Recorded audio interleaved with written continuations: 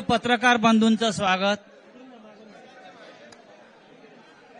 ज्या संख्येनं आपण सर्व इथे उपस्थित आहात आणि आपल्यातला उत्साह जो दिसतोय ते पाहता एक गोष्ट नक्की आहे की आजचा दिवस महाराष्ट्रासाठी ऐतिहासिक आहे। सकाळी मी कोणाला तरी सांगितलं की आजच्या दिवसाचं महत्त्व काय आहे।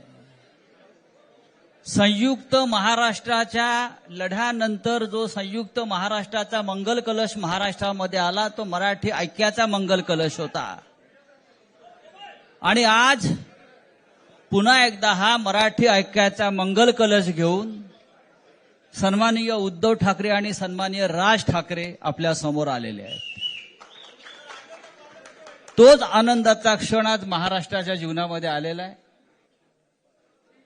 मी अजिबात यापुढे काही बोलणार नाही। हाच मंगल कलश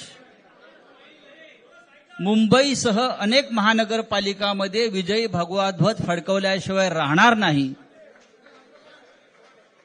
आणि या महाराष्ट्राला फक्त ठाकरेच नेतृत्व देऊ शकतात आणि महाराष्ट्र ठाकरेंच्याच मागे जाईल हे सांगणारी आजची पत्रकार परिषद आणि आजचा दिवस आहे।